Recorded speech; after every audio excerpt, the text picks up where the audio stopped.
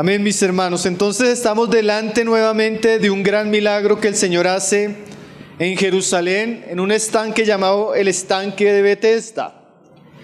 Es curioso que los otros evangelios relatan muchos milagros, pero Juan se centra especialmente en estos pasajes en unos acontecimientos que relata con detalle, porque estos milagros, como hemos visto, tienen una instrucción, una enseñanza muy rica. Este pasaje, de manera general, hermanos, nos va a mostrar las desdichas que trae el pecado. Cómo el pecado tal vez es la mayor y más grande maldición con la que cayó el hombre y todas sus consecuencias. Pero a pesar de la desdicha del hombre, en este pasaje de manera particular se nos va a mostrar el amor y la compasión de Jesús. Aquellos que han sido golpeados drásticamente por las consecuencias del pecado. Entonces, vamos a ver primero el contexto del pasaje que nos sitúa en Jerusalén, en la fiesta y en el lugar donde se hace el milagro. Después vamos a ver el hombre que estaba enfermo y la condición en la que la Biblia nos lo describe, para pasar a ver el poder de Jesús, el amor de Jesús en la sanidad de este hombre. Y como el pasaje, aunque no es el tema, vamos a ver cómo esto introdujo la persecución que vivió Jesús en su ministerio y la advertencia final hacia el hombre que Jesús ha sanado. Entonces vamos a ver el contexto, el hombre enfermo, el poder de Jesús para sanar, la persecución que eso trajo y por último la advertencia final de Jesús hacia este hombre. Entonces vamos a disponernos, mis hermanos. Yo le invito a que usted tenga sus ojos en su Biblia y que acompañe con mucha atención la palabra de Dios. Amén. Verso 1 al 3 dice: Después de estas cosas había una fiesta de los judíos y subió Jesús a Jerusalén. Aquí se nos muestra el momento en que Jesús se encuentra, posiblemente posteriormente a lo que veníamos viendo, nuevamente hubo una fiesta en Jerusalén. Y como era costumbre de los judíos, ellos subían a celebrar las fiestas. Y dice ahí en el 2, y ahí en Jerusalén, cerca de la puerta de las ovejas, un estanque, llamado en hebreo Betesda, el cual tiene 5 pórticos. En estos yacía una multitud de enfermos, ciegos, cojos y paralíticos que esperaban el movimiento del agua. Entonces Jesús sube a Jerusalén a la fiesta, pero curiosamente, hermanos, Él se dirige al estanque de Betesda. Y el estanque de Betesda era como una especie, ni siquiera era un hospital, era como un hospital público donde iban aquellos enfermos que la última esperanza que tenían era una esperanza algo supersticiosa en el movimiento de unas aguas. Entonces ahí había una multitud de enfermos y de hombres y de mujeres padeciendo una serie de situaciones lamentables, esperando en algún momento ser sanados. Esa frase de que el ángel descendía y tocaba el agua y las personas eran sanadas tiene mucha discusión porque en algunos manuscritos no se encuentra. Posiblemente algunos llegan a pensar que es una nota pie de página posterior que introducía una idea supersticiosa que había en esa época. Tertuliano llega a decir eso, que posiblemente era una nota de página que con el tiempo en las copias fue incorporándose al texto. Evidentemente, si lo es o no le quita ni valor ni le aumenta al pasaje que estamos leyendo, pero es bueno saber un poco cómo se va gestando el asunto. Entonces dice ahí en el verso 1 que Jesús, llegando a Jerusalén, se dirige al estanque de Betesda. Hermano, aquí ya comenzamos a ver algo que hoy va a ser el énfasis de nuestro mensaje, que era impresionante ver cómo también en medio de las oraciones y de los cánticos de la iglesia, todo apuntaba a lo mismo, a la gracia de Jesús, al amor de Jesús, a la compasión de Jesús hacia el hombre necesitado. Porque definitivamente no era necesario que Jesús fuera al estanque de Betesda. Él iba a celebrar la fiesta, y la fiesta se celebraba y giraba en torno al centro religioso de Jerusalén, que era el templo. Pero de una manera diferente a los otros judíos, en vez de estar en el templo o en vez de estar en otras actividades ministeriales en las que él se agolpaba, Juan nos describe que él de manera particular se dirige al estanque de Betesda, que como lo dice ahí la palabra puede traducirse que es una casa de misericordia o un lugar de compasión. Hermanos, Jesús siendo el Salvador del mundo, Él no va al templo en esta ocasión, sino Él se dirige a donde hay necesidad, donde hay enfermos, donde hay miserables, donde hay personas que están viviendo las consecuencias de la enfermedad y del pecado. ¿No es esa una imagen preciosa de lo que es el mundo? El mundo es como un estanque de Betesda, lleno de enfermos, lleno de ciegos, llenos de esclavos del pecado, llenos de personas que están en un estado de miseria, aunque ellos no se den cuenta.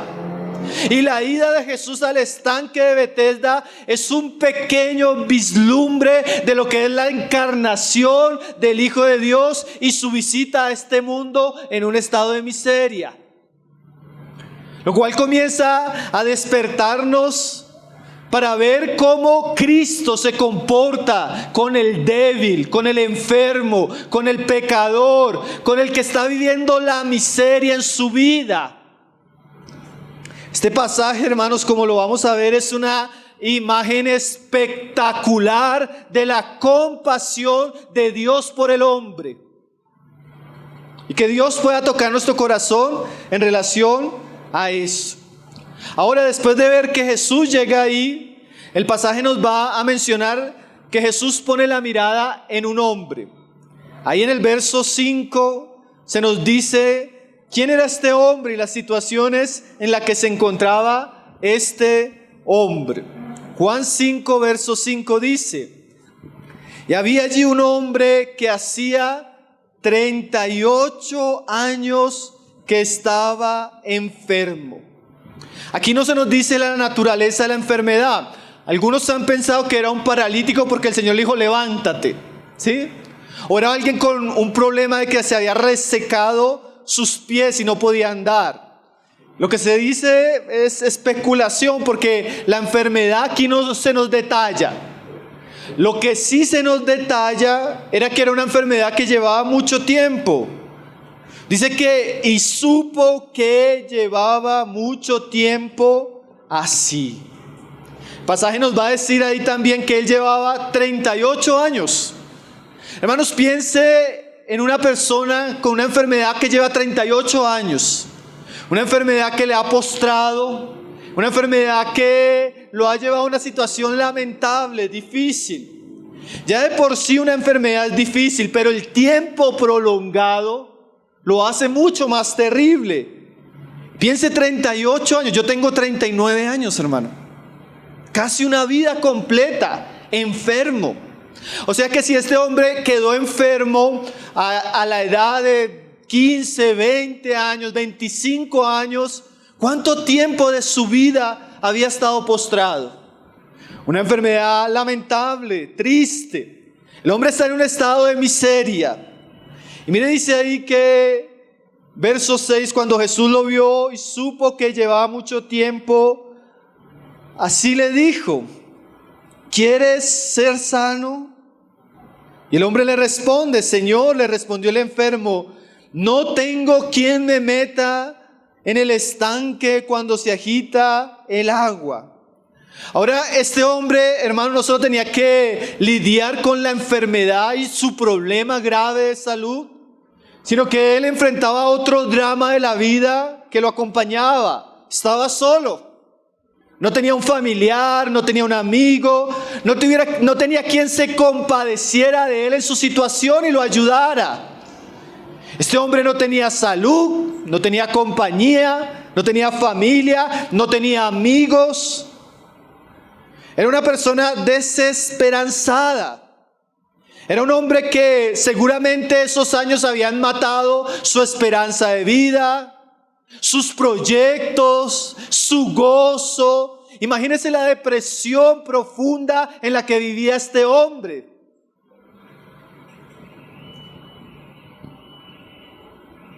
Un hombre solo, sin amigos y sufriendo en su cuerpo una enfermedad grave.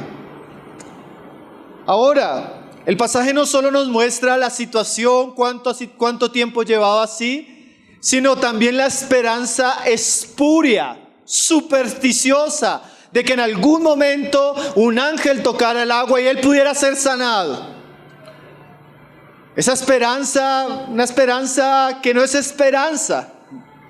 Hermano, y usted se encuentra personas así en el mundo, enfermas en el pecado, sufriendo las consecuencias de una vida sin Dios, afectados emocionalmente, espiritualmente, físicamente, con familias destruidas, solos, divorciados, sin amigos, sin familia, y todavía con su corazón lleno de superstición, creyendo en cosas que no salvan, no sanan, no transforman y no pueden cambiar su condición.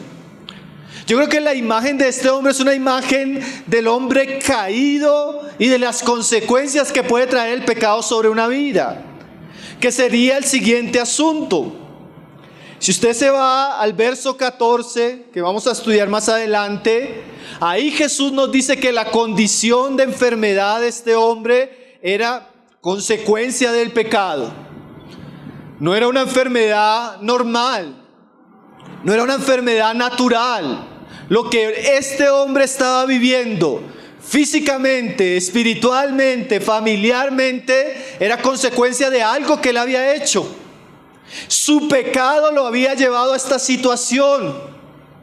No era un inocente, hermanos, no era un inocente, era un culpable. Su enfermedad estaba asociada a malas decisiones.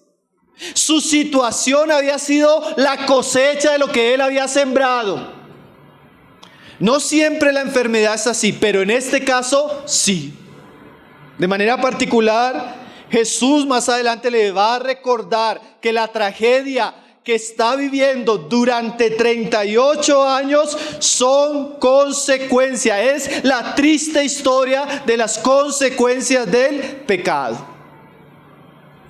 Ahora, hermanos, ya eso nos muestra algo muy importante que nosotros debemos saber. Seamos cristianos o no, usted sea cristiano o no, usted debe saber esto: el pecado es malignísimo.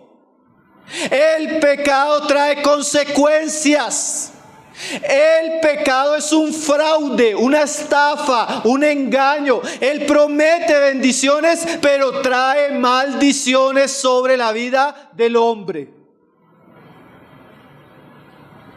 Entregarnos al pecado, por más que él produzca placer momentáneos, la consecuencia, la paga de eso es muerte.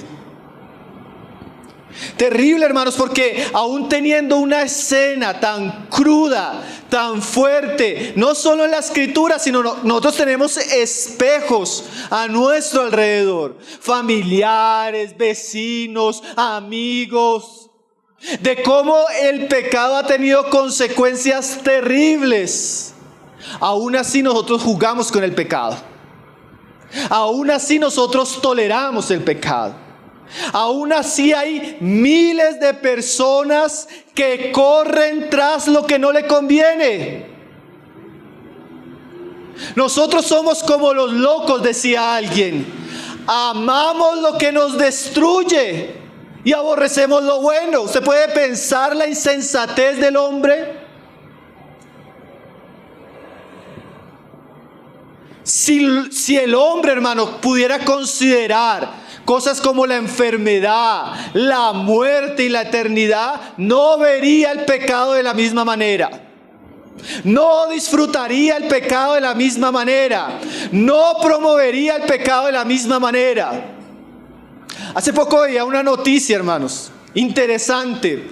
Un famoso dueño de una de las compañías más grandes actualmente del mundo, de carros eléctricos.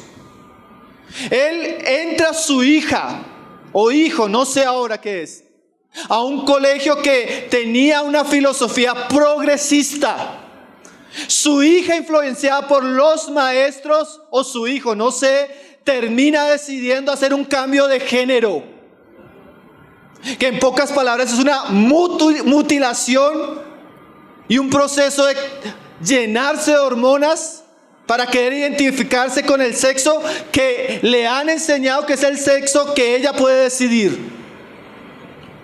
El resultado, él entra en una frustración por la condición de su hijo, la situación, y decide ahora públicamente hacer una campaña en contra de la ideología de género y todo lo que está promoviendo el progresismo actualmente. ¿Por qué lo cito? Porque a veces hasta que no bebemos las consecuencias del pecado, no sabemos que el pecado es malo. Tristemente esa es la situación del hombre. Y esta era la situación de este hombre enfermo. Piense, 38 años por causa del pecado. Qué asunto serio, ¿no, hermanos? Qué asunto grave lo que puede causar el pecado en nuestras vidas. Obviamente estamos hablando desde el pecado original de Adán y Eva y esa naturaleza que hay en nosotros que nos lleva a hacer las cosas que no le agradan a Dios. Ahora, después de ver el contexto, después de ver la situación del hombre o su enfermedad, vamos a ver cómo Jesús interactúa con este hombre para mostrarle su compasión y su misericordia. Verso 6, hermanos. Juan 5, verso 6. Dice,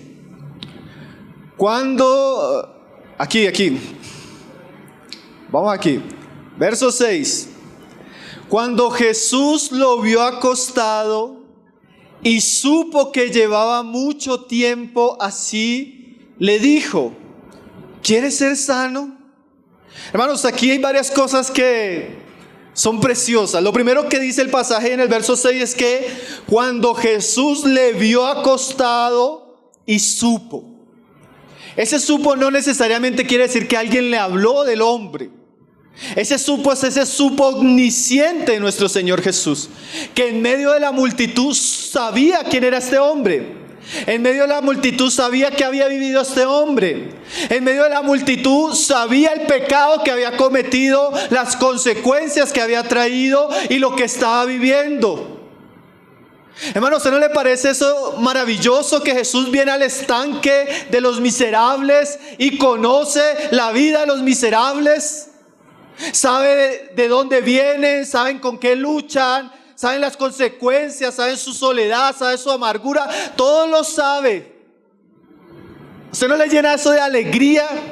El saber que el Señor que nosotros tenemos, la Biblia le llama el Salvador del mundo, el buen pastor, el médico de cabecera, y que Él, a pesar de nuestras vidas, a pesar de nuestras decisiones, a pesar de los pecados que hemos cultivado con sus consecuencias, Él aún así nos ve, hermano, y nos ve con amor, nos ve con misericordia, nos ve con paciencia, nos ve no solo en lo que hicimos, sino nos ve también en lo que Él puede hacer en nosotros.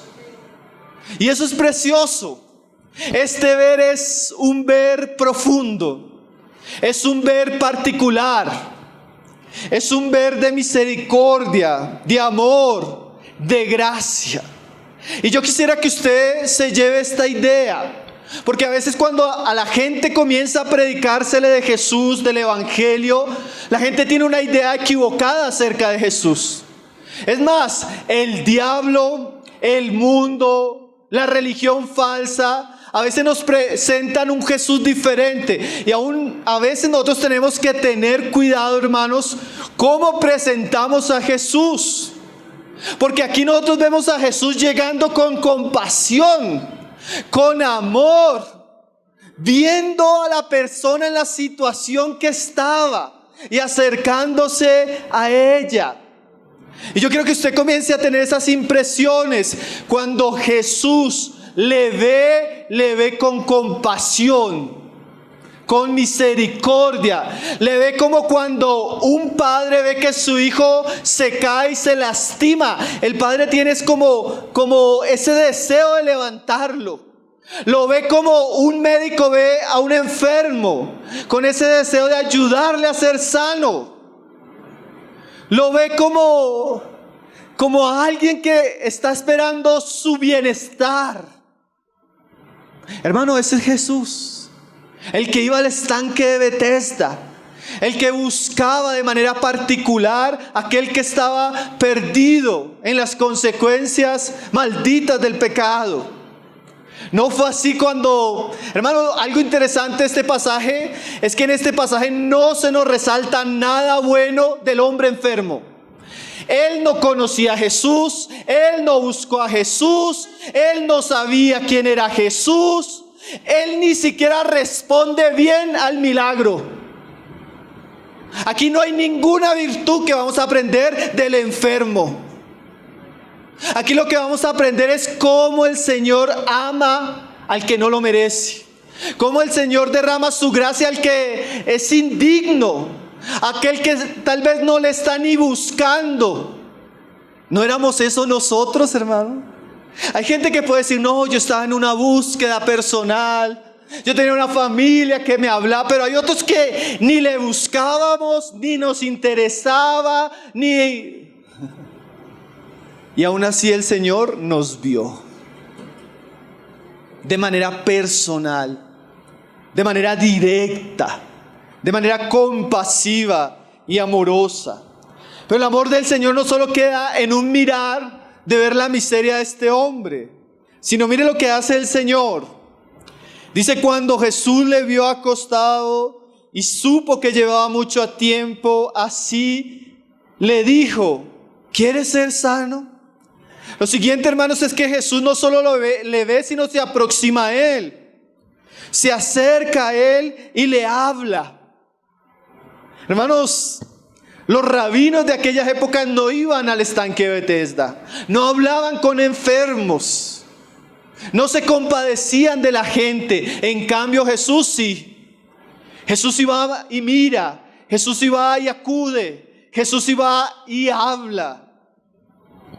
Hermanos, qué importante es cuando, sin que le estemos buscando, en nuestra vida comienza a aparecer la voz del Señor Jesús. Sea por un amigo, sea por un familiar, sea porque estamos comenzando a escuchar la palabra, así sea hasta por internet que Dios comienza a usar su palabra para hablar a nuestra vida. Eso es una señal de que el Señor ha puesto su mirada en nosotros. Yo recordaba un hermano, una persona que estaba llegando y me decía, cuando yo llego y comienzo a escuchar la palabra, yo siento que el Señor me está hablando. Y yo pensaba, recordando eso en este pasaje, qué privilegio, hermanos, qué oportunidad es comenzar a poder escuchar la voz de Cristo.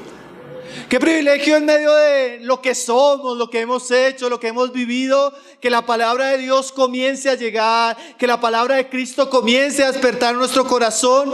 Eso es una señal de que el Señor quiere hacer algo en nuestra vida.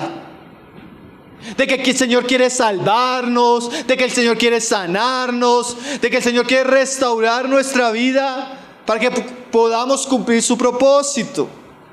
Y mire las palabras de Jesús. Dice ahí, ¿quieres ser sano? ¿Qué pregunta, no? Es una pregunta que si Jesús le hubiera preguntado, hola, ¿cómo te llamas? De pronto él no le hubiera prestado atención, ¿no? ¿O cuánto tiempo llevas aquí? La pregunta es clave, ¿no? ¿Quieres ser sano? Aquí Jesús está llamando la atención del hombre, sobre todo con la lucha que él está teniendo, su salud. Ahora, esta pregunta, como alguien decía, tiene en medio, es como un sándwich, decía alguien. Y en medio tiene una promesa. Como diciéndole, ¿quieres ser sano? Es como si le estuviera diciendo, yo te puedo sanar. ¿Quieres salir de esa situación? Es como si el Señor estuviera llamando y despertando la conciencia de este hombre hacia algo que él quiere hacer. Hermanos, y generalmente cuando Jesús comienza a hablarnos, a buscarnos, hay preguntas que tienen que ver con lo que Él quiere hacer en nuestra vida. ¿Quieres ser salvo? ¿Quieres ser restaurado? ¿Quieres ser libre? ¿Quieres vencer el pecado? ¿Quieres tener una vida diferente? ¿Quieres conocerme? Son preguntas que generalmente Él va trayendo a nuestro corazón, a nuestra conciencia. Y lo primero que podemos decir con esa pregunta es que esa pregunta tenía que ver con lo que Jesús quería hacer en él. Jesús quería sanarle, que Jesús quería tener compasión de él y mostrarle su amor. Hermanos, siempre que Jesús habla es porque Él quiere hacer algo en nosotros. Cuando usted comienza a hablarle de salvación, ¿qué es lo que el Señor quiere hacer en su vida? Salvarle. Cuando usted comienza a hablarle del perdón, ¿qué es lo que el Señor quiere hacer en su vida? Perdonarle los pecados. Cuando el Señor comienza a hablarle de santificación, ¿qué es lo que el Señor quiere? Santificarlo. Entonces son preguntas que tienen envuelto en medio de ellas asuntos que el Señor quiere hacer en nuestras vidas. No sé qué le ha estado hablando últimamente el Señor a su vida, pero generalmente el amor de Cristo tiene que ver con eso, con lo que nos pregunta, con lo que nos habla. Y obviamente este hombre se va a dar cuenta que Jesús es el gran sanador. El ministerio de Jesús, cuando Él comienza y Él lee las Escrituras, dice que el Espíritu de Jehová iba a estar sobre Él. Y que eso lo iba a llevar a anunciar las buenas nuevas, a sanar los quebrantados de corazón, a libertar a los cautivos, a dar libertad a los oprimidos. Ese era el ministerio de Jesús.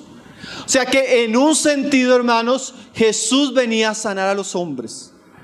Y no solamente en este caso de una enfermedad física. Porque como vamos a darnos cuenta a través de toda la palabra, la mayor enfermedad que el hombre tiene no es la física, es la espiritual. El hombre es como un leproso que necesita ser sanado, pero Dios escogió a Jesús y lo ungió para que Él viniera a cumplir esa labor. Y cuando Él habla al enfermo, al pecador, al desdichado, es porque Él quiere salvarle, es porque Él quiere sanarle, es porque Él está dispuesto a operar una obra grandiosa en esta vida.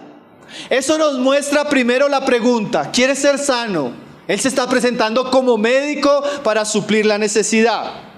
Pero la pregunta tiene otra cara, hermanos. Una cara que parece una pregunta en un sentido ridícula. ¿Quieres ser sano un enfermo de 38 años? Parece a veces hasta una burla, decía alguien. Pero lo cierto, hermano, es que hay gente que en sus miserias, en su pecado, en su fracaso personal, en su fracaso familiar, aún quiere seguir en esa condición. Tanto que cuando el Señor dice, ¿quieres que te salve? A veces la persona lo duda, o a veces la persona lo rechaza. ¿Quieres que te salve? ¿Quieres que te sane? ¿Quieres que te restaure? ¿Quieres que te ayude?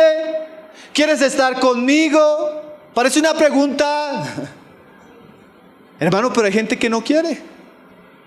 Usted no se ha encontrado ese hombre miserable. Su vida es una miseria, su fracaso familiar, su fracaso con el pecado, está teniendo luchas emocionales, luchas espirituales, hasta situaciones físicas de salud difíciles. Y usted viene a hablarle y no quiere oír. Usted quiere hablarle, quiere ayudarle y no quiere. Usted lo invita a la iglesia, usted lo invita a leer la palabra, usted lo invita a orar, usted lo invita al arrepentimiento, usted lo llama a seguir a Cristo y aún en su miseria no quiere. No quiere. Prefiere vivir en el estanque de Bethesda. Prefiere seguir en sus pecados. Prefiere estar en la esclavitud, en la ceguera, en la miseria de una vida sin Dios. ¿Usted no conoce a alguien así? Hermanos, es terrible la dureza del hombre, aún en sus estados más lamentables. Pero sigue siendo una pregunta importante. ¿Quiere ser sano? Y yo le pregunto a usted que está escuchando el Evangelio, ¿quiere ser salvo? ¿Quiere ser perdonado? ¿Quiere reconciliarse con Dios? Y también a veces le pregunto y me pregunto a mí mismo, ¿quiero ser libre de ese pecado? ¿Quiero ser libre de ese mal carácter? ¿Quiero ser libre de esas tentaciones? ¿Quiero servir a Dios? ¿Quiero caminar con Él? ¿Cuál es la respuesta de mi corazón? ¿Si quiero o no quiero? Porque también lastimosamente, no solo el incrédulo está a veces en unas situaciones lamentables. A veces uno habla con cristianos que pareciera que estuvieran en el estanque de Bethesda, desdichados, sin propósito, quebrados por el pecado, afligidos por la ansiedad, luchando con cosas que el Señor no quiere que vivamos. Y la pregunta es, ¿quieres seguir enfermo? ¿Quieres seguir con ese pecado? ¿Quieres seguir cargando con esa situación que ya pasó y debiste haber superado? ¿Quieres seguir cultivando esa vida en lo secreto? ¿Quieres seguirte sumergiendo en la inmundicia del pecado? ¿Quieres seguir con tu corazón lleno de amargura contra esa persona que no puedes perdonar? ¿Quieres seguir así? Hermanos, a veces el Señor está extendiendo la mano. El Señor nos está buscando en nuestras miserias. Pero queremos seguir ahí, hermano. Queremos revolcarnos en la miseria de nuestra enfermedad, en la miseria de nuestra ansiedad, en la miseria de nuestra lujuria, en la miseria de una vida sin Dios. ¿Quiere que restaure tu matrimonio? ¿Quieres que salve a tus hijos? ¿Quieres vivir para algo más glorioso? ¿O no quieres? Recuerde que el quiere del Señor siempre nos habla de lo que Él puede hacer, hermanos. Pero también quiere que querramos, hermano. Él le dijo una vez a Jerusalén, ¿cuántas veces quise y tú no quisiste? Tú no quisiste. Señor nos ayude. Mire la respuesta de este hombre, que es la respuesta a veces de muchos. Señor, le respondió el enfermo, verso 7, no tengo quien me meta en el estanque cuando se agita el agua. Y entre tanto que yo voy, otro desciende antes que yo. El hombre lo único que se limita a responder es que él no puede, que él no tiene quien le ayude, que lo único que espera es que el ángel aparezca, pero cuando supuestamente aparece el ángel y se mueve las aguas, nadie lo lleva. Hermano, es la descripción de un hombre que en su desesperanza ha perdido aún el deseo de ser sanado. Él ya no tiene nadie que le ayude. Yo no puedo con eso. He luchado y he intentado y nadie me ayuda y yo no puedo y esto y esto. Y así son los hombres, hermano. Teniendo toda la gracia, todo el evangelio, todo el poder de Jesucristo dispuesto en ese amor a ayudarnos, a veces nosotros estamos llenos de argumentos. Es que mi esposa no vino, es que usted no sabe lo que está pasando, hermano, es que yo he intentado, es que mi familia no me ayuda, o los hermanos de la iglesia no me ayudan.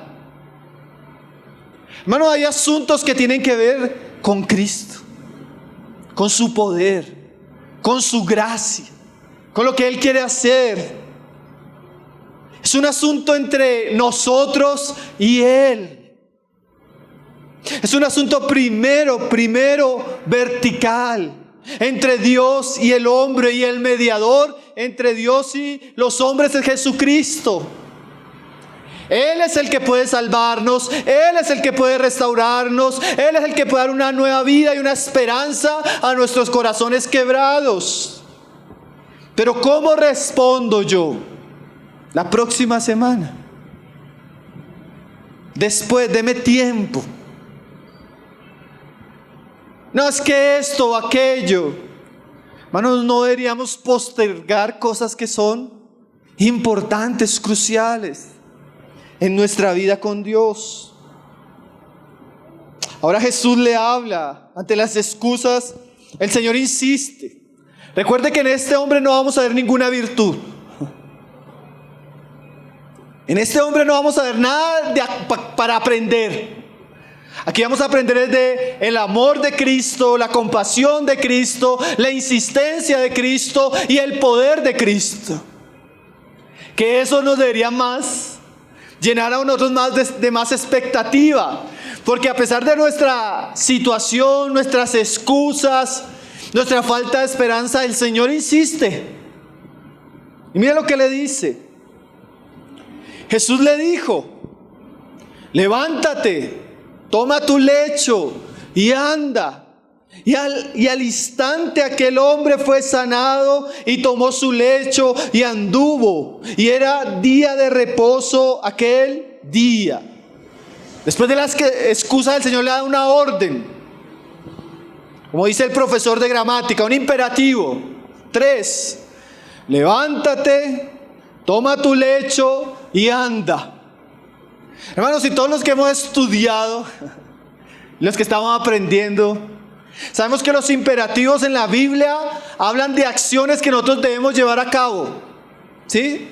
Pero mire lo interesante, y esto es bueno para que lo aprendamos espiritualmente en cuanto a todos esos verbos. Siempre que el Señor da una orden, da el poder para cumplir esa orden. Siempre que el Señor da una instrucción, no es un asunto que tenemos que hacer solos. Esa obediencia, esa respuesta está basada al poder que tiene la palabra misma de Cristo. Cuando el Señor le estaba diciendo levántate, era que Él lo iba a levantar con su palabra. Cuando el Señor le estaba diciendo toma tu lecho, es que le va a dar la fuerza para hacerlo. Cuando le estaba diciendo anda, era que la palabra de Cristo era como una orden omnipotente para que el hombre se levantara y andara. Lo que nos lleva a entender otra cosa maravillosa del Señor, hermanos. Cada vez que el Señor nos manda algo, Él nos da el poder para hacerlo. Él nos da el poder para hacerlo. La Biblia dice que Dios le dice a los hombres: arrepentíos, ¿cierto? Pero la Biblia también dice que el arrepentimiento viene de Dios. La Biblia le dice a los hombres que crean en el Evangelio. Pero también dice que la fe viene por el oír y el oír la palabra de Dios. Entonces, todas las órdenes que Cristo nos da tienen la capacidad de ayudarnos a vivir eso, hermanos. Cuando Dios le dice al hombre: cree en mi palabra, generalmente esa misma palabra, que es una instrucción, ya está poniendo fe en el corazón. ¿A usted no le parece eso maravilloso, hermanos? Porque a diferencia de Cristo, con Moisés y el Evangelio, con la ley era cruel. En un sentido la ley era cruel, porque le decía al hombre: no hagas, haz esto. Y el hombre no podía. Y en vez de la ley venir a consolarle, le venía con otro mandamiento: y no hagas esto. Y cuando el hombre intentaba, venía otro mandamiento y no podía. En cambio, el Nuevo Testamento dice que Jesús viene con gracia y con verdad. Verdad quiere decir que nos va a decir: haz esto, obedéceme, sígueme, ámame, sírveme. Pero el mandamiento generalmente viene con la gracia. Eso es como cuando Washman dice lo siguiente: eso es como cuando usted le dice a su hijo: vaya a la tienda y cómpreme pan. Generalmente cuando usted le está diciendo: hijo, vaya a la tienda y cómpreme pan, usted le está dando lo que necesita, ¿no? Porque sería muy cruel suyo si usted le dijera, vaya y cómpreme el pan, y él le diga, no tengo, no sé, pero vaya y cómpremelo. Sería un papá hasta... Bueno, hermanos, cada vez que Dios nos habla algo, es porque Él está dispuesto a ayudarnos en eso. Cada vez que el Señor le dice, créeme, es porque Él está dispuesto a ayudarlo a que usted crea. Cada vez que el Señor le dice, arrepiéntete, es porque Él está dispuesto a ayudarlo a dejar el pecado. Cada vez que el Señor le dice, sírveme, es porque Él le va a dar todos los recursos que usted necesita para servirle. Cada vez que Él le dice, sígueme, es porque Él lo va a ayudar en ese proceso que usted le siga. Entonces, hermanos, tremendo, porque el Señor en un sentido le dijo al enfermo, que tal vez en algún momento el enfermo puede ser usted o puedo ser yo. Pero el Señor le dice, levántate. Es como si el Señor le estuviera diciendo, no te quedes postrado ahí. No te quedes revolcándote en eso. No te quedes en tu miseria, en tu pecado, en tu vergüenza, en tu imposibilidad. Mi palabra te dice, levántate, toma tu lecho y anda. Hermanos, la palabra del Señor tiene poder. Tiene poder. Cuando aquí damos un estudio, por ejemplo, de la familia, y cogemos a los hombres y hermano, esa palabra que nos está golpeando tiene el poder de ayudarnos a obedecerla. Cada vez que usted reúne a las hermanas, usted le dice esto, aquello, usted tiene que tener confianza que la misma palabra es la que va a producir eso en la vida de las personas. Porque la palabra tiene ¿qué? Poder. Y más la palabra de nuestro Señor Jesucristo. Entonces, si el Señor te dice, María, hay Marías acá, solo un ejemplo. María, ocúpate de tus hijos. María tiene que tener la certeza de que Él está con ella en eso.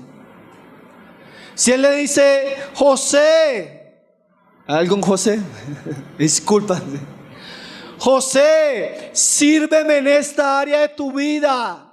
José debe tener la certeza que el Señor le va a ayudar. Si el Señor le dice, Juanito, uy, ahí sí todos son Juanitos acá. Juanito, deja ese pecado. Tiene que tener la certeza que el Señor le va a dar los medios para vencer el pecado. Levántate, toma tu lecho y anda. Hermanos, qué precioso es cuando la palabra nos habla y nos da vida y nos sostiene y nos da fuerza y nos da gracia para hacer la voluntad de Dios. Miren lo que dice el verso 9. Dice, y al instante, inmediatamente,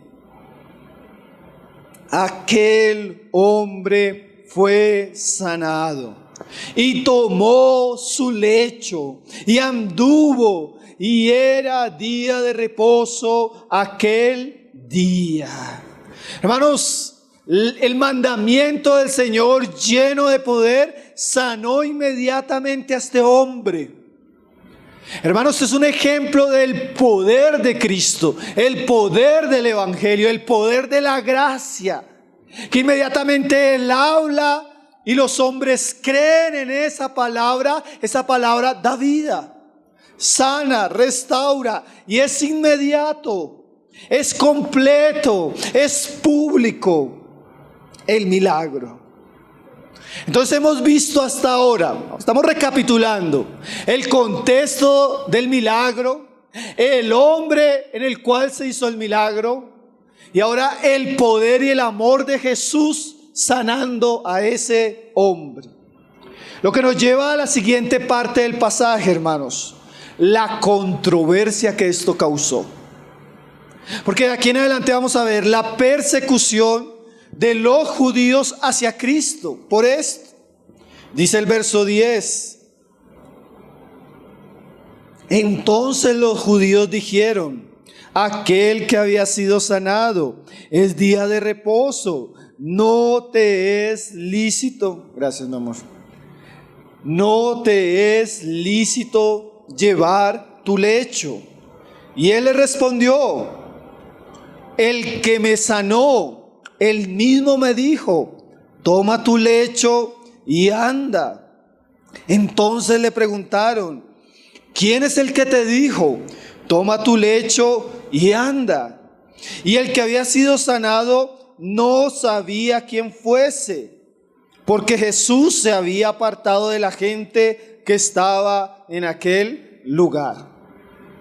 Hermanos, el asunto de la persecución es el asunto que vamos a ver en estas próximas reuniones. Pero yo no quise pasarlo tampoco por alto, porque yo encuentro una gran lección espiritual en esto que está sucediendo. Jesús acaba de sanar a un hombre en un estado de miseria de muchos años, fruto del pecado. Cuando el hombre es sano, los religiosos, que eran muy celosos en guardar la tradición de los hombres, le preguntan: ¿por qué está cargando el lecho? ¿Ustedes recuerdan cuando estuvimos estudiando Nehemías que los hombres el día de reposo no podían trabajar? Entonces los judíos, en su celo por la ley, habían establecido unas normas el día de reposo. Y entre esas, que ningún hombre podía cargar ningún tipo de lecho o asunto que tuviera que ver con trabajo. Pero si ustedes miran el milagro, no es que el hombre esté trabajando, es que el hombre fue sano. Y para salir del estanque y mostrar el milagro, tuvo que tomar su lecho y salir. Lo que nos enseña algo bien importante, hermano. Y aquí quiero que también, sobre todo nosotros que ya somos cristianos, que ya llevamos tiempo en el Señor, este pasaje nos puede advertir. Hermanos, a veces nosotros podemos entrar en ese espíritu de los fariseos, donde ellos se preocupaban minuciosamente por el cumplimiento de reglas de hombres, porque ni siquiera era la palabra de Dios, y menospreciamos a las personas y la obra que Dios está haciendo en las personas. Ellos eran muy celosos con el sábado, pero ellos no sentían compasión por el que estaba en una lucha, en una aflicción como la que estaba viviendo ese hombre. Y saben que todo el propósito de la ley se resumía en amar a Dios y en amar al prójimo. ¿Por qué lo digo? Y ahí yo quiero hablar algo que el Señor me ha estado hablando a mi corazón este último tiempo, y algo que noto que a veces como creyentes nos puede suceder. Y generalmente nos puede suceder a los más celosos. Generalmente nos va a suceder a los que llevamos más tiempo y que queremos agradar al Señor, que en nuestro celo queremos celar cosas y descuidamos a las personas o no amamos a las personas. Ay, mire, es que yo he escuchado comentarios, hermano. Ay, pero viene la reunión y mire cómo viene. Mire ese comentario. Yo le hago la pregunta a usted que ya lleva un tiempo: ¿cómo vino usted? ¿Cómo vino usted? Ay, es que viene la no sé qué, y cómo se viste, cómo se vestía usted. Ay, es que viene y no entiende. ¿Usted lo entiende todo? Hermano, a veces estamos en ese espíritu y realmente yo le he preguntado a una persona: ¿usted fue a hablar con él? ¿Usted fue a hablar con ella? en amor o está preocupado por qué? A veces tenemos un fariseo en nuestro corazón, hermano. ¿Tenemos un fariseo en el corazón? Lo tenemos, hermano.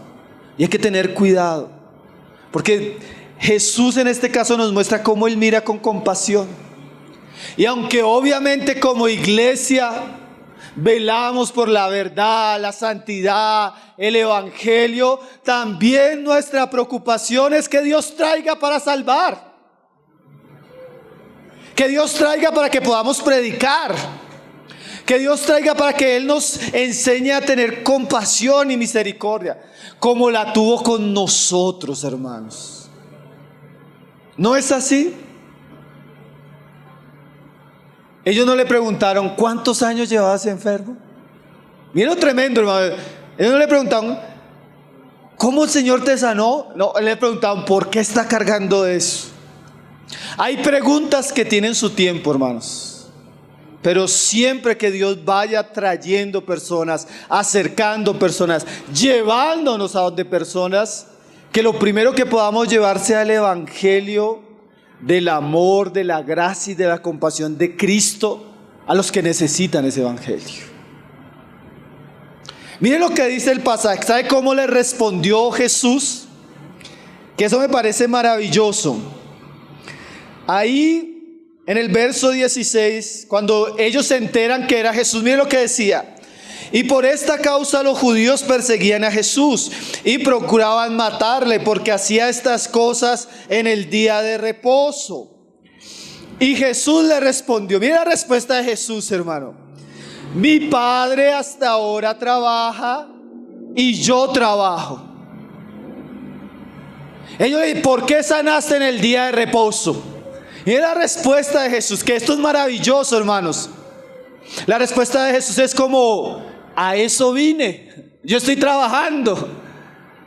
Y no solo yo, mi Padre trabaja. Y no solo mi Padre, el Espíritu Santo está trabajando. Hermanos, yo diría, y no solo el Padre, el Hijo, el Espíritu Santo, sino la iglesia debería trabajar por eso. La iglesia debería, así como Cristo tiene amor, tiene compasión, va al necesitado, ve al necesitado, habla al necesitado, predica al necesitado, aconseja al necesitado, recibe al necesitado, ayuda al necesitado. Ese es el trabajo de Cristo, hermanos, que podemos decir con toda seguridad que hasta hoy Él sigue haciendo. Y en vez, porque yo le diría eso, en vez de usted escandalizarse con ese muchacho, con ese señor, ¿por qué no comienza a orar por él? ¿Por qué no saca un día en la semana y va y le visita? Esa familia, usted dice, no, esa familia con esos niños, o no, no sé, ¿por qué no va? ¿Por qué no compra un libro sobre crianza cristiana y se lo regala? ¿Por qué no hace una oración semanal por ellos, por él? ¿Por qué no va y le escucha? ¿Por qué no va y le evangeliza? ¿Por qué no se acerca en amor y de pronto le aconseja con la gracia del Señor? Mi Padre trabaja y yo trabajo. ¿Y qué es, hermanos? ¿Será que nosotros podemos decir, y yo también quiero trabajar, Señor? Yo también estoy interesado, Señor, de que los que están en ese pozo, los que están en esa situación, reciban tu evangelio, reciban tu gracia. Si yo no puedo ir, yo quiero cooperar para que otros vayan. Yo quiero orar. Si yo no puedo ir, tráeme las personas a las que le debo hablar, Señor. Hermanos, yo creo que debemos salir del campo de los fariseos que solo critican, solo juzgan, al campo donde está el Padre, el Hijo y el Espíritu Santo en esta noble labor, trabajando para que los hombres sean salvos. ¿No quisiera usted trabajar ahí, hermano? Hermanos, que nuestra palabra de recriminación o de juicio sea precedida por 10 actos de amor, de justicia. Ahí sí, yo pienso eso. Si hiciéramos 10 actos de amor, de justicia, de misericordia, para poder tener una queja o un juicio, pocas serían nuestras quejas, ¿cierto, hermanos? Pocos serían nuestros juicios. Recuerden que el Señor es el buen pastor, hermanos, que aún en su trabajo deja las 100 por ir por la que está perdida. Hermanos, si recuerden el mismo testimonio que recibíamos ahora, que de pronto nos contó con detalle, era: hermano, ¿y sabe qué? En un momento fulano me llamó, y en otro momento fulana me escribió, y en otro momento alguien se me acercó y me dijo: ten cuidado con esto. Hermanos, pensemos en aquellos que hoy no están con nosotros, que se han ido, que se han desanimado, que están perdiendo la fe. Y que Dios nos dé los medios, la gracia, el amor, la llamada, la oración, para trabajar con el Padre y con el Hijo. Porque ese es el trabajo del Padre y del Hijo: reunir a un pueblo para salvarlo, para gloria de su nombre. Hermanos, algo que en este pasaje que me llama mucho la atención, no solo de la lección espiritual de la situación de los judíos con el hombre enfermo, es algo que vamos a ver en todo el pasaje y vamos a ver en la medida que nos involucramos en la obra de Dios. Dice el pasaje ahí en el verso 16 que por eso perseguían a Jesús y procuraban matarle.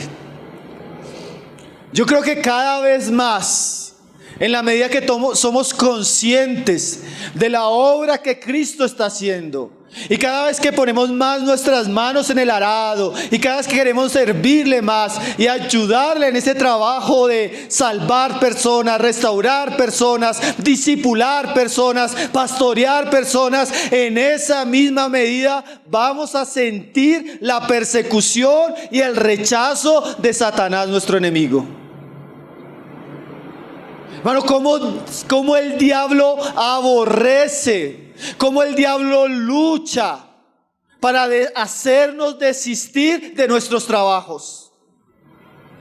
Solo es comenzar a predicar, comenzar a visitar, comenzar a disponernos, comenzar a hacer una obra para ayudar a las personas, y cómo se levanta el infierno. Y a veces esa oposición pueden ser asuntos que parecen muy naturales, puede ser un conflicto emocional, un conflicto espiritual, críticas, oposición, desánimo, conflictos. Hermanos, pero ese es el conflicto que tiene el Evangelio de Dios. Es el conflicto que tuvo Cristo. Y mire cómo cuando estuvimos estudiando el Evangelio de Lucas, parece que al Señor le gustaba meterse en el conflicto. Un día llega a una sinagoga y había un hombre con la mano seca. ¿Recuerdan ese pasaje? Y están reunidos, y era el sábado, y el Señor le dice al hombre: ven, y lo hace pasar al frente. Y los judíos torcían los dientes porque sabían que lo iba a sanar. Y les pregunta, hermano, los toreaba, les pregunta: ¿qué queréis que os haga este hombre? Y ellos no respondían, hermanos. Y lo sana. Y de una vez comienzan a hacer un complot para matarlo. Hermano, no es que el Señor le gustara herir a los fariseos, provocarlos. Era que el Señor amaba lo suficiente a las personas para estar dispuesto a sufrir por ellas. Y que ese sea el sentimiento que nos mantenga en esta obra, hermanos. El amor por Cristo, el amor por el Evangelio, el amor por lo que está haciendo la palabra entre nosotros, el amor por las vidas que estamos viendo que Él está restaurando y sanando. No es solo venir a hacer hermano, no es solo venir a lavar una silla. Es que tal vez en esa silla se va a sentar alguien al que le vamos a predicar y va a creer ahí. No es solo un folleto, hermanos, que tal vez Dios use eso para tocar el corazón. No es solo una visita. Es que a veces en esas visitas el Señor trae vida, salvación, consuelo. Entonces no desistamos aunque los enemigos se levanten. Y que el Señor nos guarde a nosotros mismos de ser enemigos de esto, de lo que Él está haciendo. Para terminar, hermanos, Quiero terminar en el versículo 12. Las palabras finales o de advertencia de Jesús para el hombre enfermo. Hoy no va a tener aplicaciones ya. Esta va a ser el cierre. Dice, entonces le preguntaron, ¿quién es el que te dijo? Toma tu lecho y anda. Y el que había sido sanado no sabía quién fuese, porque Jesús se había apartado de la gente que estaba en aquel lugar. Se ve que el hombre no tiene nada de virtud, no sabe ni quién es Jesús, ni quién lo sanó, nada. No vamos a aprender nada de este hombre. Así como cuando cantábamos ahorita, si me preguntan qué fue gracia. Fue solo gracia, no hay mérito en mí. Fue absoluta gracia. Pero miren las palabras finales de Jesús para él. Verso 14, después le halló Jesús en el templo y le dijo, mira, has sido sanado, no peques más, para que no te venga alguna cosa peor. Hermanos, qué palabras. Y es que a veces nosotros debemos aprender a recibir las palabras de Jesús. ¿Quieres ser sano? Levántate y anda. Pero también tenemos que recibir de la misma manera, porque lo hace el mismo Señor con el mismo amor a nosotros. ¿Y qué palabras? Palabras de advertencia. ¿Cuáles son las palabras de advertencia? Has sido sanado, no peques más. Era posible, hermano, que este hombre, al pasar la sanidad, él se olvidara de su desdicha. Él se olvidara del pecado que había cometido y las consecuencias. Él se olvidara de toda la miseria que había vivido por sus malas decisiones. Porque así somos, ¿no, hermano? Es increíble. A veces Dios hace algo en nosotros, nos perdona, nos salva, nos sana, nos da una nueva vida, restaura nuestro matrimonio, vuelve a traer nuestros hijos. Bueno, hace cosas el Señor en nosotros. Y a veces, hermano, se nos olvida. Y la advertencia es importante. Ahora que ha sido sanado, y eso le voy a decir a usted, ahora que usted ha sido salvo y es creyente, ahora que usted se ha bautizado, ahora que usted ha vuelto a los caminos del Señor, ahora que usted le está sirviendo por gracia, ahora que Dios ha restaurado su familia, su economía, su salud, ahora que es hijo de Dios, vaya, viva, pero no peque más. No peques más. Hermanos, la restauración, la gracia, el perdón, la salvación nos debe llevar a un odio profundo del pecado. Nos debe llevar a luchar con el pecado, a aborrecer el pecado, a tratar con el pecado. Nosotros debemos vigilar ahora que Cristo nos ha perdonado. Una idea falsa es que yo ya soy creyente, ya estoy entre los hermanos, ya sirvo en esto, ya sirvo en aquello. Hermanos, eso es un engaño. Todos los días, cada momento, debemos velar sobre esos deseos engañosos, esos pensamientos impuros, esas pequeñas zorras que están ahí siempre al acecho, que pueden volver a aparecer con sus lamentables consecuencias. No peques más. Usted que ha sido perdonado de sus pecados, no peque más. Usted que Dios le ha dado gracia para confesar que está en esa lucha, no peque más. Usted que vivió la consecuencia de malas decisiones en su vida, no peque más. Usted que ahora tiene el privilegio de servir al Señor, no peque más. No peques más incluye, no sigas en esa práctica, no juegues con eso, no coquetees con eso, no escondas eso. Como decíamos al comienzo, hermano, a veces después de ser perdonados y ser salvos, todavía tenemos la locura, hermanos. La locura de jugar con el pecado. Hermanos, yo pensaba en este pasaje y bueno, ayer también escuchando estos días el libro que estuvieron leyendo las mujeres, leyendo algunos libros, estando en algunos lugares, escuchando y aconsejando. Yo quedaba con una sensación, hermanos, de que a veces nosotros no captamos la gravedad del pecado. Hermanos, es una cosa increíble.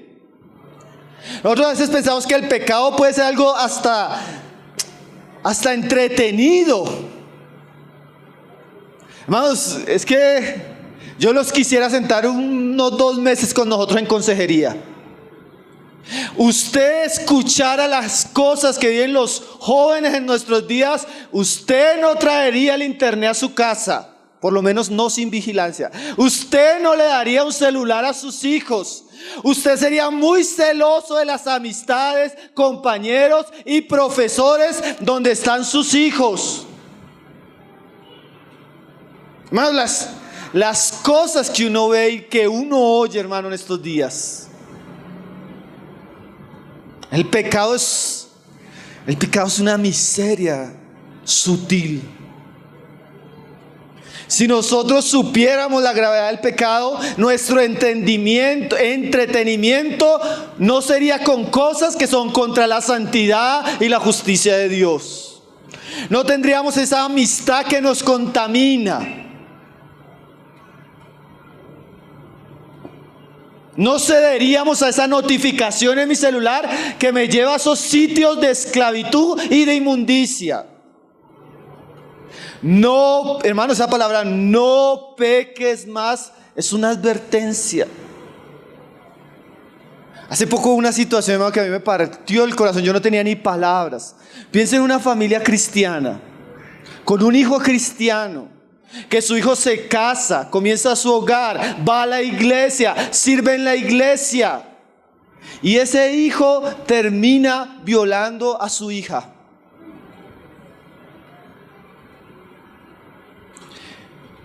¿Cómo sucedió esto?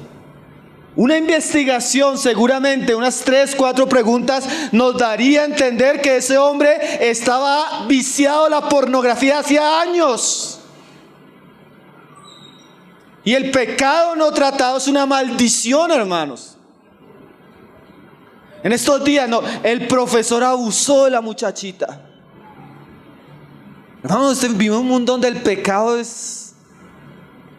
donde nosotros necesitamos orar, velar, tomar decisiones, santificarnos, denunciar. Porque no es un juego nuestra salud espiritual, la vida espiritual de nuestros hijos. La iglesia de Jesucristo. Yo quisiera decirle a usted que usted sabe que tal vez tiene ese pecado y no lo ha tratado.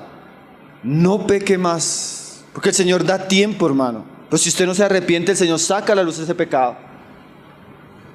No peque más. No se burle de Dios.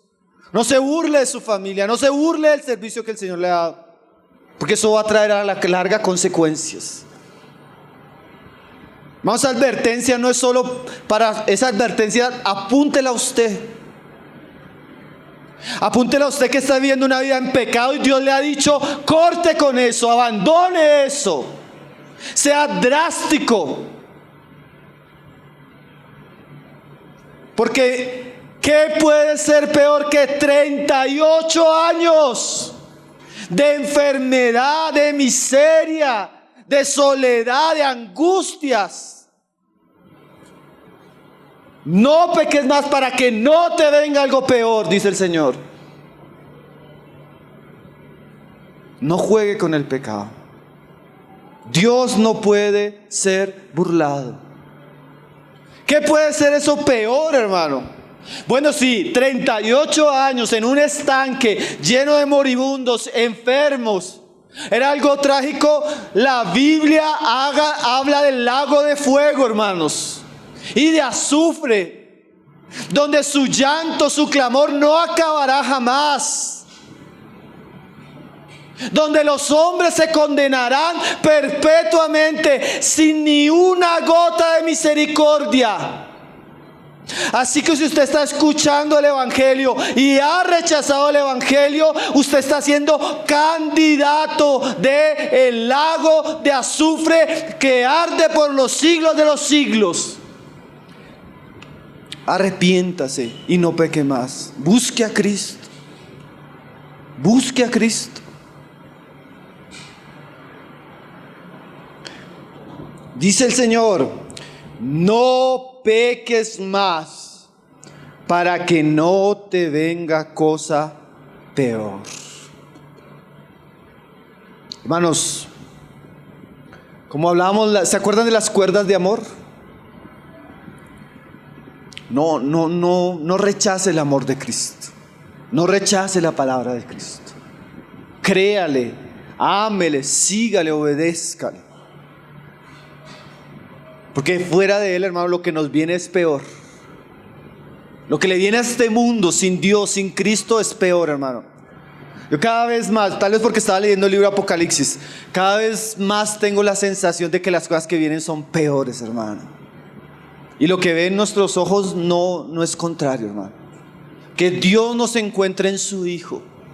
Que Dios nos encuentre en el Evangelio de Cristo, en la fe en Él y buscándole. Amén.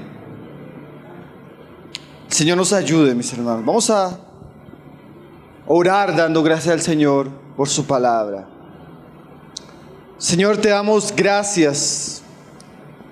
Gracias, Señor, porque en este pasaje de manera maravillosa vemos tu compasión, Señor, hacia este hombre miserable, hacia este hombre que está en una situación tan lamentable, Señor. Seguramente eso es un retrato bíblico, Señor, de donde estábamos nosotros, Señor, en la condición que nos encontrábamos, Señor, en las miserias de tener una vida sin ti y en pecados, Señor. Pero tú, tan bueno, tan amoroso, te acordaste de Él, así como te acordaste de nosotros, Señor.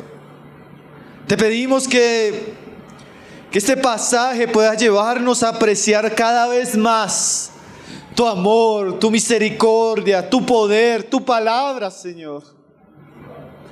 Que este pasaje también deje profundamente en nuestro corazón esas advertencias, Señor. Que no son advertencias ocasionales, sino que son advertencias necesarias, Señor.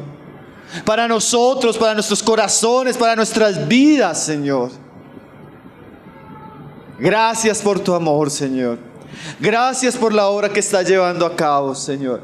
Gracias por tu propósito, porque tú te has propuesto redimir y reunir en ti un pueblo redimido por tu sangre, perdonado, salvo, vestido de justicia, Señor. Queremos ser parte de ese pueblo, Señor, que tú estás reuniendo para tu gloria, ese pueblo que sirve contigo, que te sigue en tus pruebas, que predica tu palabra, que es instrumento para que muchos sean salvos, Señor. Señor, ayúdanos a involucrarnos en esta obra maravillosa que tú estás llevando a cabo, Señor. Ayúdanos a no desistir en nuestros temores, Señor. Ayúdanos a no desistir en la oposición, Señor. Ayúdanos a no desistir en el conflicto que a veces vivimos por tu causa, Señor. Sino que tú seas llenándonos de fuerza, de ánimo, de vigor, de esperanza, Señor.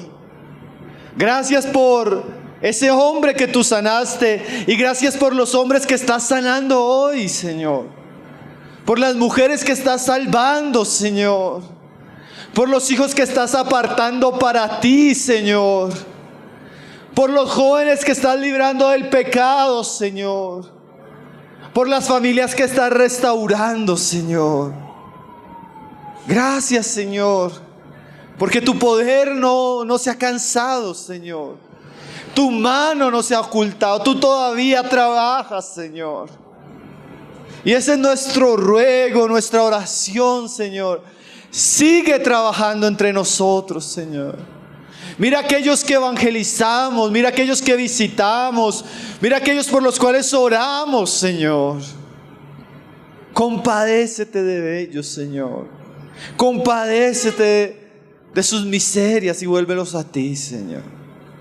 Mira a los que estamos reunidos, mira a los que oyen por internet, Señor, que tal vez están paralíticos espiritualmente, tal vez no pueden ni pararse, ni venir a una reunión pueden, Señor. Pero tú les puedes dar vida, Señor. Tú les puedes dar un nuevo tiempo, Señor. Tú los puedes levantar, Señor. Gracias, Señor, porque nuestra esperanza y nuestra confianza está en ti, Señor. En tu poder, en tu obra y en tu gracia, Señor. A ti damos la gloria en esta mañana, Señor. A ti que nos has reunido para lo mejor, para adorarte, para hacer memoria de ti, para escuchar tu palabra, para tener comunión los unos con los otros, Señor. Qué bendito privilegio poder estar juntos, Señor, para propósitos tan importantes en nuestra vida, Señor. Te alabamos, Señor. Te bendecimos, Señor. Te damos la gloria, Padre. En el nombre de tu Hijo Jesús, Señor. Amén.